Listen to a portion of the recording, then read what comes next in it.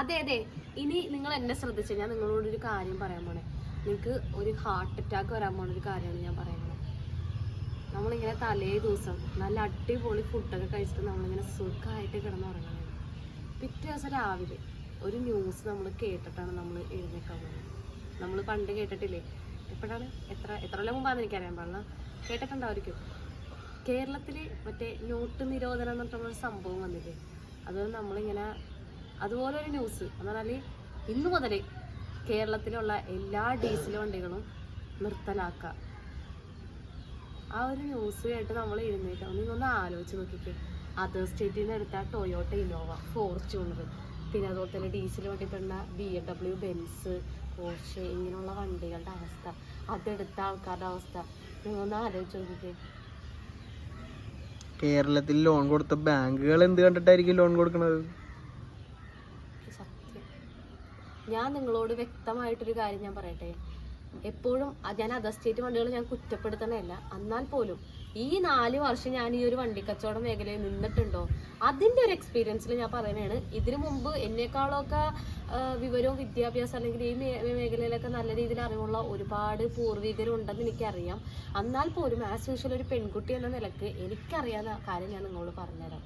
മലയാളികൾക്ക് വേണ്ടിയിട്ട്, എന്നെ കേൾക്കാൻ ആഗ്രഹിക്കുന്ന മലയാളികളോടാണ് ഞാനിത് പറയുന്നത്. പോയി പെടരുത്.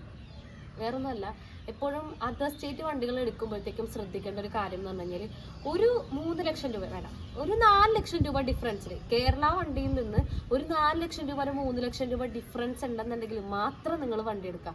അതിലാണ് ഒരു ലാഭം ഉണ്ടാവുള്ളൂ. അല്ലാതെ നിങ്ങൾ 1-2 ലക്ഷം രൂപക്ക് ലാഭം വെച്ചിട്ട് അതർ സ്റ്റേറ്റിൽ പോയി വണ്ടി എടുത്തു കഴിഞ്ഞാൽ അതൊരു ലാഭമായിട്ട് എനിക്ക് തോന്നുന്നില്ല. മേ ബി ഞാൻ ഈ ഒരു കാര്യം പറയുമ്പോഴത്തേക്കും ഒരുപാട് അതർ സ്റ്റേറ്റിൽ നിന്ന് വണ്ടികൾ എടുത്ത് കച്ചവടം ചെയ്യുന്ന ആളുകൾക്ക് ചിലപ്പോൾ ഒരു അടി കിട്ടുമായിരിക്കും. അതുകൊണ്ടിട്ട് ഞാൻ പറയണല്ല. എന്നാൽ പാവം പിടിച്ച ഒന്നും അറിയാത്ത കുറേ മലയാളികളുണ്ട്. വണ്ടിയെ പറ്റിയിട്ട് ഒരു കാര്യം അറിയാത്ത ഒരുപാട് കസ്റ്റമേഴ്സിനെ ഞാൻ കണ്ടിട്ടുണ്ട്. എൻ്റെ അടുത്ത് വണ്ടി എടുക്കാൻ വന്നിട്ടുണ്ട്. അവരോടൊക്കെ ഞാൻ കാര്യങ്ങളൊക്കെ ഡീറ്റെയിൽ ആയിട്ട് ഞാൻ പറഞ്ഞു കൊടുത്ത് വണ്ടി കച്ചവടം ഞാൻ ചെയ്തിട്ടുണ്ട്. അതിൻ്റെ ബേസിസിൽ ഞാൻ പറഞ്ഞതാണ്. ഇനിയിപ്പോൾ നിങ്ങൾ കണ്ടോ, നമ്മൾ എല്ലാവർക്കും അറിയായിരിക്കും, നമ്മളുടെ കേരളത്തിൽ ഒരു സുപ്രഭാതത്തിലാണ് നോട്ട് നിരോധനം വന്നത്. എല്ലാവർക്കും നല്ലൊരു അടിയാണ് അത് കിട്ടിയത്, ഇല്ലേ? ഇല്ല എന്ന് പറയാൻ പറ്റില്ല. അതുപോലെ തന്നെയാണ് ഇപ്പോൾ അതർ സ്റ്റേറ്റിൽ, ഇപ്പോൾ ഡൽഹി എന്നൊക്കെ നിങ്ങൾക്ക് എല്ലാവർക്കും അറിയും, അവിടെയൊക്കെ ഭയങ്കര പൊല്യൂഷനാണ് ഈ ഡീസൽ വണ്ടിയുടെ ഇതുകൊണ്ട്. അപ്പം അവിടെയൊക്കെ ഡീസൽ വണ്ടികളൊക്കെ നിർത്തലാക്കിയേക്കണാണ്. ഇപ്പം ആ വണ്ടികളൊക്കെ നമ്മുടെ കേരളത്തിലോട്ടും തമിഴ്നാട്ടിലോട്ടും മറ്റു സ്റ്റേറ്റിലോട്ടൊക്കെ ഈ വണ്ടികളൊക്കെ വന്നുകൊണ്ടിരിക്കുന്നതാണ്. പോയി എടുത്തുകൊണ്ട് തന്നെയാണ് ആൾക്കാർ. കാരണം എന്തുകൊണ്ടിട്ടാണ്, ഇത്രത്തോളം വില കുറച്ച് അവിടെ നിന്ന് വണ്ടികൾ കിട്ടുന്നതുകൊണ്ടിട്ട് എടുത്തുകൊണ്ട് തന്നെയാണ്. പിന്നെ ഡീസൽ വണ്ടിയും കൂടെ ആയതുകൊണ്ടിട്ട് ഇപ്പൊ ഞാൻ പറയുന്നത്, പെട്രോൾ വണ്ടിയിലേക്കാൾ മെയിൻ്റനൻസ് കൂടുതൽ ഡീസൽ വണ്ടിക്കാണ്. പക്ഷെ മൈലേജ് കൊണ്ട് നടക്കാനായിട്ടുള്ള ഒരു ഇതെന്നൊക്കെ പറഞ്ഞിട്ട് കൂടുതലും ആൾക്കാർ ഈ ഡീസൽ വണ്ടി പോയിട്ട് എടുക്കുന്നത് എന്നാണ് എനിക്ക് തോന്നുന്നത്. അത് കൂടെ വേറെ ഒരുപാട് റീസൺസ് ഉണ്ടാകും, ഞാനിപ്പോൾ ഇതിൽ പറയുന്നില്ല. അപ്പൊ ഈ വണ്ടികളൊക്കെ മൊത്തം ഇപ്പം അവിടെ നിന്ന് ഇങ്ങോട്ടേക്ക് വന്നുകൊണ്ടിരിക്കുകയാണ്. ഇനിയിപ്പോൾ എന്താ ഇവിടെ പറ്റാൻ പോണെന്ന് വെച്ച് കഴിഞ്ഞാൽ, എനിക്കറിയില്ല ഇനി എത്ര കൊല്ലം കൂടെ കേരളത്തിൽ ഡീസൽ വണ്ടികൾ അനുവദനീയമാണ് എന്നൊന്നും എനിക്കറിയാൻ പാടില്ല. പക്ഷേ ഈ പറഞ്ഞ പോലെ തന്നെ നോട്ട് നിരോധനം എന്നുള്ള ഒരു രീതിയിൽ തന്നെ മേ ബി അതർ സ്റ്റേറ്റ് വണ്ടികൾ, അതുപോലെ തന്നെ കേരളത്തിൽ ഇനി ഡീസൽ വണ്ടികൾ ഓടിക്കാൻ പാടില്ല, അല്ലെങ്കിൽ അത് നിർത്തലാക്കുക, അല്ലെങ്കിൽ പൊളിച്ചടക്കുക എന്നുള്ളൊരു നിയമം ഉടനെ ചിലപ്പോൾ വരാൻ ചാൻസ് ഉണ്ട്. അപ്പം നിങ്ങൾ ആരെങ്കിലും വണ്ടികൾ എടുക്കുകയാണെന്നുണ്ടെങ്കിൽ ഞാൻ ഈ പറഞ്ഞ പോലെ പെട്രോൾ വണ്ടികളായിരിക്കും കുറച്ചും കൂടെ മേ ബി നല്ലതെന്നായിരിക്കും എനിക്ക് തോന്നുന്നത്. പക്ഷേ അതും പറയാൻ പറ്റത്തില്ല. കാരണം ഈ ഡീസൽ വണ്ടി നിർത്തലാക്കി കഴിഞ്ഞ് കഴിഞ്ഞാൽ പിന്നുള്ള എന്താ, പെട്രോൾ വണ്ടി, അതുപോലെ തന്നെ CNG, പിന്നെ അതുപോലെ തന്നെ നമ്മുടെ ഇലക്ട്രിക് വാഹനങ്ങൾ, ഇതൊക്കെയാണ് ഒരു കാര്യം പറഞ്ഞാൽ കേട്ടോ. അപ്പോൾ ഇതൊക്കെയാണ് ഇനിയിപ്പോൾ വരാനായിട്ട് പോകുന്നത്. അപ്പോൾ ഈ പെട്രോൾ വണ്ടി ചിലപ്പോൾ ഡീസൽ വണ്ടി നിർത്തി കഴിയുമ്പോഴത്തേക്ക് പെട്രോൾ ഇപ്പോൾ നമുക്ക് എനിക്കൊന്ന് ലിറ്ററിന് 107, 105, 107 തൊട്ടേന്നോ എനിക്ക് കൃത്യമായിട്ട് എനിക്കറിയില്ല. അപ്പം എന്താണ്, ആ ഒരു റേറ്റിൽ നിന്നൊക്കെ മാറി ചിലപ്പോൾ പെട്രോളിനൊക്കെ റേറ്റ് കൂടാനായിട്ട് നല്ല ചാൻസ് ഉണ്ട്. പിന്നെ പല ആൾക്കാരും എന്നെ പോലെ ചിലപ്പോൾ 100-ൽ 10-20 പേര് മാത്രമായിരിക്കും ഈ ഒരു കാര്യം ചിന്തിക്കുന്നത്. കാരണം ഇനിയിപ്പോൾ അങ്ങോട്ട് ഈ പറഞ്ഞ വണ്ടികളൊക്കെ നിർത്തലാക്കി കഴിഞ്ഞ് കഴിഞ്ഞാൽ നമ്മളുടെ ഇലക്ട്രിക് വാഹനങ്ങളായിരിക്കും ഇനി റോഡ് ഭരിക്കാനായിട്ട് പോകുന്നത് ഈ പറഞ്ഞ ഇലക്ട്രിക് വാഹനങ്ങളായിരിക്കും. ഇപ്പം ഈ പറഞ്ഞ ഇലക്ട്രിക് വാഹനങ്ങളുടെയൊക്കെ കമ്പനികൾ സത്യം പറഞ്ഞു കഴിഞ്ഞാൽ നമ്മളെ പോലുള്ള സാധാരണക്കാരിൽ ഒരു പരീക്ഷണമാണ് ഇപ്പോൾ നടത്തിയിരിക്കുന്നത്. കാരണം ഇത് വിജയമാകുമോ എന്നുള്ളൊരു കാര്യം ഇപ്പൊ അവർ പരീക്ഷിച്ചുകൊണ്ടിരിക്കുകയാണ്. പക്ഷെ അത് വിജയമായിക്കൊണ്ടിരിക്കുകയാണ്. കാരണം ഒരുപാട് ഇലക്ട്രിക് വാഹനങ്ങൾ ഇന്നിപ്പോൾ നിരത്തിൽ ഇറങ്ങിക്കൊണ്ടിരിക്കുകയാണ്. നിങ്ങൾക്ക് എല്ലാവർക്കും അറിയാം. കാരണം പെട്രോൾ അടിക്കണ്ടല്ലോ, ഡീസൽ അടിക്കണ്ടല്ലോ, ചുമ്മാ കൊണ്ട് ചാർജ് ചെയ്ത് ഇട്ടാൽ മതി. ഒരു 8 മണിക്കൂർ അല്ലെങ്കിൽ ഒരു 10 മണിക്കൂർ ചാർജ് ചെയ്ത് കഴിഞ്ഞാൽ വണ്ടി 100 കിലോമീറ്ററോ അല്ലെങ്കിൽ 300 കിലോമീറ്റർ നമുക്ക് റേഞ്ച് കിട്ടും എന്നുള്ള രീതിയിൽ ഇപ്പോൾ ഒരുപാട് ഇലക്ട്രിക് വാഹനങ്ങൾ ഉള്ളത് കൊണ്ടിട്ട് തന്നെ കൂടുതൽ ആൾക്കാർ ഇപ്പോൾ ഇലക്ട്രിക് വാഹനങ്ങളൊക്കെ ചൂസ് ചെയ്തുകൊണ്ടിരിക്കുകയാണ്. അതുകൊണ്ടിട്ട് ആ ബ്രാൻഡുകൾ അല്ലെങ്കിൽ ആ ഒരു കമ്പനികളൊക്കെ ഇപ്പോൾ വളർന്നുകൊണ്ടിരിക്കുകയാണ്. ഇനിയിപ്പോൾ ഈ പറഞ്ഞ പെട്രോൾ വണ്ടികൾ പോലും ചിലപ്പോൾ നാളെ ഒരു ഓർമ്മയായിട്ട് മാറാം എന്ന് വേണമെങ്കിൽ പറയാം.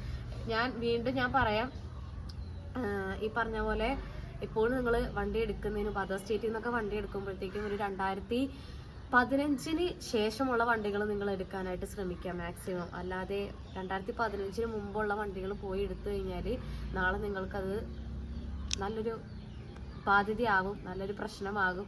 അത് ഇപ്പം ഞാൻ ഡീറ്റെയിൽ ആയിട്ട് ഞാൻ പറയുന്നില്ല. ബുദ്ധിയുള്ള ആൾക്കാരൊന്ന് മനസ്സിലാക്കി എടുക്കാമെന്ന് മാത്രമേ എനിക്കിപ്പോൾ ഈ ഒരു കാര്യത്തിലൂടെ എനിക്ക് പറയാനായിട്ടുള്ളൂ. കാരണം അത് ചിലപ്പോൾ ഞാൻ പല കാര്യങ്ങളും ഞാൻ പുറത്തേക്ക് വെളിപ്പെടുത്തുമ്പോഴത്തേക്ക് പല ആൾക്കാർക്ക് അത് അവരുടെ കച്ചവടത്തിലൊക്കെ വളരെയധികം ബുദ്ധിമുട്ടുണ്ടാക്കും. എനിക്കാരുടെയും എൻ്റെ കച്ചവടം മുട്ടിച്ച പോലെ ബാക്കിയുള്ള ആൾക്കാരെ കച്ചവടം മുട്ടിക്കാനായിട്ട് ഞാൻ ആഗ്രഹിക്കുന്നില്ല. എനിക്കോ ഈ അധോഗതി വന്ന് ബാക്കി ആർക്കും ഇനി അങ്ങനെ വന്നൊന്നും ഞാൻ ആഗ്രഹിക്കുന്നില്ല. എന്നാൽ പോലും ഒന്നും അറിയാത്ത പാവം പിടിച്ച കുറേ ആൾക്കാരുണ്ട് സത്യമായിട്ടും. അതെനിക്ക് നേരിൽ എനിക്ക് അനുഭവം ഉള്ളതുകൊണ്ടിട്ട് ഞാൻ പറഞ്ഞാണ്. അവരെ നമ്മൾ പറ്റിക്കരുത്, അവർ പറ്റിക്കപ്പെടരുത് എന്നെനിക്ക് ആഗ്രഹം ഉള്ളതുകൊണ്ടിട്ടാണ് ഞാൻ ഈ കാര്യമൊക്കെ നിങ്ങളുടെ അടുത്ത് ഞാൻ പറഞ്ഞത്. കാരണം നമ്മുടെ ഗവൺമെൻറ് അല്ലെങ്കിൽ നമ്മുടെ രാജ്യത്ത് നമ്മളെ കൺട്രോൾ ചെയ്യുന്ന ഒരുപാട് കാര്യങ്ങളുണ്ട്, നമ്മളെ നിയന്ത്രിക്കുന്ന ഒരുപാട് കാര്യങ്ങളുണ്ട്. അതൊന്നും ഞാനിപ്പോൾ പറയുന്നില്ല. ഞാൻ പറഞ്ഞു കഴിഞ്ഞാൽ വേറെ ട്രാക്കിലേക്ക് പോകും.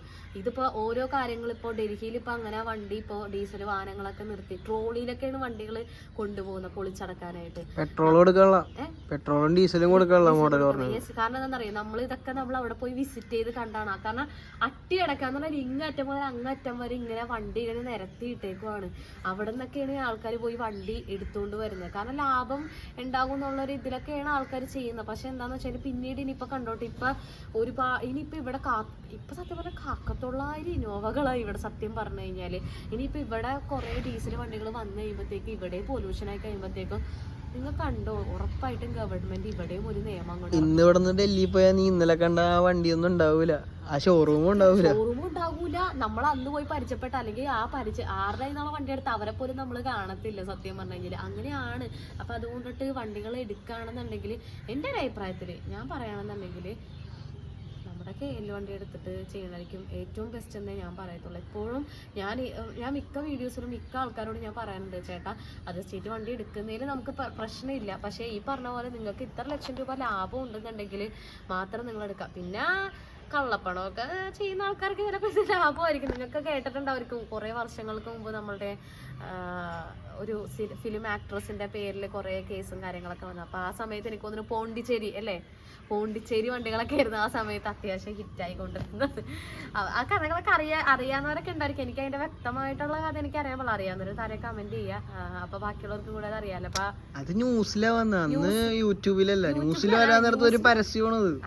അവർക്കൊരു പരസ്യമല്ല അല്ല, അന്ന് ആ സമയത്ത് അങ്ങനെയൊക്കെ ഉണ്ടായിരുന്നെന്നാ ഞാൻ പറഞ്ഞത്. ആ ഒരു ഫിലിം ഇൻഡസ്ട്രിയിലും അങ്ങനെ കുറെ കാര്യങ്ങളൊക്കെ ഉണ്ടായിരുന്നു. അത് ഇപ്പൊ പറഞ്ഞിട്ട് കാര്യമൊന്നുമില്ല. എന്തായാലും അതൊക്കെ മാഞ്ഞു പോകും. ഇതൊക്കെ എത്ര നാളെന്ന് പറഞ്ഞാൽ ഇങ്ങനെ നിൽക്കും. എന്നാൽ പോലും ഞാൻ സാധാരണക്കാരോട് ഞാൻ പറയാനായിട്ട് ആഗ്രഹിക്കുന്ന, അല്ലെങ്കിൽ ലിൻസി എന്ന് പറയുന്ന ഒരു വ്യക്തി പറയാനായിട്ട് ആഗ്രഹിക്കുന്ന ഒരു കാര്യം എന്ന് പറഞ്ഞു കഴിഞ്ഞാൽ, പറ്റുമെന്നുണ്ടെങ്കിൽ KL വണ്ടികൾ എടുത്ത് ചെയ്യാം. ഞാൻ അതർ സ്റ്റേറ്റ് വണ്ടി വിൽക്കില്ല എന്നൊന്നും ഞാൻ പറയത്തില്ല കേട്ടോ. നാളെ എനിക്കിപ്പോൾ ഒരു നല്ല വണ്ടി വന്നാൽ ഞാൻ കച്ചവടം ചെയ്യും, അത് വേറെ കാര്യം. എനിക്കതിൽ കമ്മീഷൻ കിട്ടുക അല്ലെങ്കിൽ എനിക്ക് പൈസ ഉണ്ടെങ്കിൽ ഞാൻ അത് എന്തായാലും ഉറപ്പായിട്ട് ഞാൻ ചെയ്യും. പക്ഷെ ഞാൻ മാന്യമര്യാദക്ക് കാര്യങ്ങൾ പറഞ്ഞ് ഞാൻ എന്തായാലും ഞാൻ കച്ചവടം ചെയ്യത്തുള്ളൂ, അത് വേറെ കാര്യം. പറഞ്ഞത് വേറെ ഒന്നുമല്ല. എടുക്കുകയാണെന്നുണ്ടെങ്കിൽ ഒരു പറഞ്ഞ പോലെ മാരുതി സുസുക്കിയുടെ വണ്ടികളില്ലേ, അത് നല്ല വണ്ടികളാണ്. നിങ്ങളത് എടുക്കുന്നതിൽ എനിക്ക് പ്രശ്നമില്ല. മെയിൻ്റനൻസും കുറവാണ്, നല്ല വണ്ടികളുമാണ്. അത് ഇടിച്ചാ പപ്പടമാണ്, അത് ശരിയാണ്. എന്നാൽ പോലും നമ്മളെ പോലുള്ള ഒരു 4-5 പേരുള്ള കുടുംബാംഗങ്ങളുള്ള ഒരു ഫാമിലി ആണെന്നുണ്ടെങ്കിൽ എടുക്കാൻ പറ്റിയതാണ് സ്വിഫ്റ്റ്. എനിക്ക് ഭയങ്കര ഇഷ്ടമുള്ളൊരു വണ്ടിയാണ് ആ വണ്ടി. ഒരു 2015, 16, 17, 14, 13 എനിക്ക് 12, 13 എന്തായാലും ആട്ടെ, ഒരു 12 എന്തായാലും ന്യൂ ഷേപ്പ് പോയി ആയിട്ട് എടുക്കുന്നത്. ന്യൂ ഷേപ്പ് അല്ല കേട്ടോ, ഒരു പഴയ ആ ഒരു മോഡൽ നിങ്ങൾക്ക് അറിയാലോ. ആ ഒരു ഓടിക്കാൻ സുഖമാണ്. പക്ഷെ എനിക്കെന്തോ നമ്മളുടെ ആ പഴയ ആ ഒരു ഷേപ്പില്ലേ ബാക്കിലിരിക്കാൻ ബാക്ക്, ആ വണ്ടിയുടെ ആ ബാക്ക് എന്നൊക്കെ പറഞ്ഞു കഴിഞ്ഞാൽ ഒരു ബാക്കാണ്.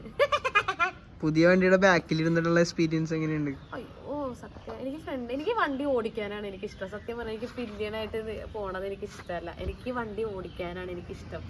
എൻ്റെ സത്യം, ഞാൻ വേറൊരു കാര്യം പറയല്ല, എനിക്ക് വണ്ടികളോടുള്ള കുറേ കമ്പം, അതുപോലെ തന്നെ വണ്ടികളോടുള്ള ഒരു ഇഷ്ടം കൊണ്ടാണ് സത്യം പറഞ്ഞു കഴിഞ്ഞാൽ ഈ ഒരു മേഖലയ്ക്ക് വന്നത്. എനിക്ക് ഭയങ്കര ഇഷ്ടമുള്ള ഒരു ഫീൽഡാണ് ഈ വണ്ടി ഓട്ടോ ജേർണലിസം എന്നൊക്കെ പറഞ്ഞാൽ എനിക്ക് ഭയങ്കര ഇഷ്ടമുള്ളൊരു എൻ്റെ പാഷനാണ് സത്യം പറഞ്ഞു കഴിഞ്ഞാൽ എന്നെ ഇവിടം വരെ എത്തിച്ചേക്കുന്നത്. അപ്പോൾ അതുകൊണ്ടിട്ട് എന്താണ് എനിക്കറിയാവുന്ന കുറേ കാര്യങ്ങൾ, അത് വളരെ 1% മാത്രമാണ് ഞാൻ നിങ്ങളോട് ഇപ്പോൾ ഞാൻ ഷെയർ ചെയ്തിട്ടുള്ളൂ. ഞാൻ നിങ്ങൾക്ക് കുറേ കാര്യങ്ങൾ ഞാൻ നിങ്ങൾക്ക് പറഞ്ഞുതരാം. ഞാൻ പഠിച്ച കുറേ കാര്യങ്ങൾ, വണ്ടി എങ്ങനെ വാല്യൂഷൻ ചെയ്യുന്നത്, എഞ്ചിൻ റിലേറ്റഡ് ആയിട്ടുള്ള കാര്യങ്ങൾ. ഞാനും ഇപ്പോൾ സത്യം പറഞ്ഞാൽ ഞാൻ ഒരു കാര്യം പറയട്ടെ, ഞാനും ഇപ്പോൾ കുറേ കാര്യങ്ങൾ ഞാൻ പഠിക്കുന്നേ ഉള്ളൂ കേട്ടോ. കാരണം ഞാനൊരു ഓട്ടോ ജേർണലിസം പോലെ ഞാൻ ചെയ്തുകൊണ്ടിരിക്കുകയാണ്, കുറേ കാര്യങ്ങൾ പഠിച്ചുകൊണ്ടിരിക്കുകയാണ്. അപ്പോൾ അതുകൊണ്ടിട്ട് എനിക്കും അറിയാത്ത കുറേ കാര്യങ്ങളൊക്കെ ഉണ്ടാവും. അപ്പോൾ അതുകൊണ്ട് ഞാൻ പഠിക്കുന്ന കാര്യങ്ങളൊക്കെ ഞാൻ നിങ്ങൾക്ക് എന്തായാലും ഞാൻ പറഞ്ഞുതരാം. എന്നാലും എൻ്റെ ഒരു അറിവിൽ ഞാൻ പറയുകയാണെന്നുണ്ടെങ്കിൽ, അല്ലെങ്കിൽ ഞാൻ പഠിച്ചു വെച്ചിട്ട് ഞാൻ പറയുകയാണെന്നുണ്ടെങ്കിൽ, നിങ്ങൾ എപ്പോഴും ഈ പറഞ്ഞ പോലെ മാരുതി സുസുക്കിയുടെ വണ്ടികളൊക്കെ നിങ്ങൾ എടുക്കുന്നതായിരിക്കും കുറച്ചും കൂടെ ബെറ്റർ എന്നാണ് എനിക്ക് തോന്നുന്നത്. കാരണം കൊടുത്താലും നിങ്ങൾക്കൊരു 10, 20, 35 അത്രയൊക്കെ നിങ്ങൾക്ക് നഷ്ടം വരത്തുള്ളൂ.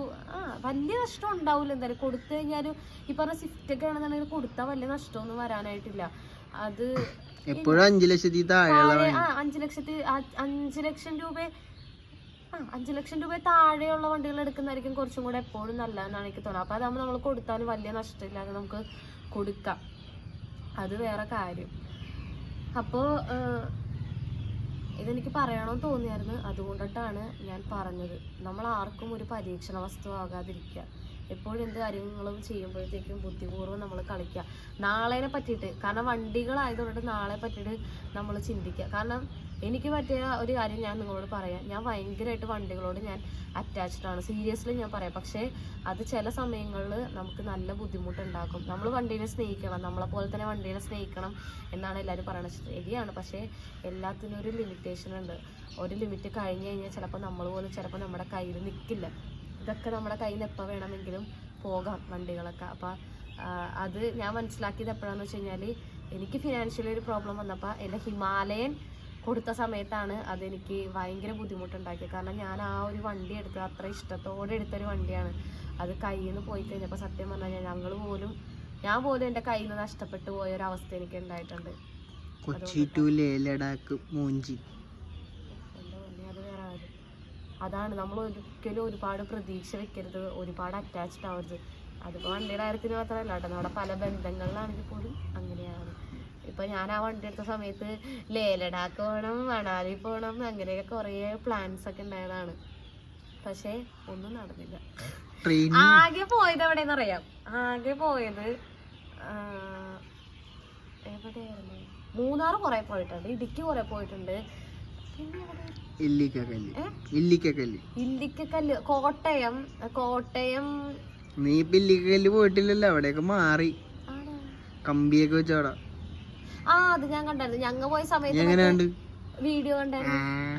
ഞാനൊക്കെ പോയിട്ട് അത്ര കൊല്ലോ. ഇപ്പൊ ഞാനൊക്കെ ആ വണ്ടി 2019 ഹിമാലയൻ എടുത്ത സമയത്ത് പോയതാണ്. അന്നേരം എന്നൊക്കെ പറഞ്ഞു കഴിഞ്ഞാൽ മറ്റേ ഈ കാട്ടിലൊക്കെ ഇങ്ങനെ കമ്പി ഇങ്ങനെ പിരിച്ചിട്ട് വെക്കില്ല, അങ്ങനത്തെ സംഭവമായിരുന്നു ആ സമയത്ത് ഇല്ലിക്കക്കല്ലൊക്കെ. ഇപ്പെന്ന് പറഞ്ഞു കഴിഞ്ഞാല് മറ്റേ സ്റ്റീലിന്റെ കമ്പികളാണല്ലേ.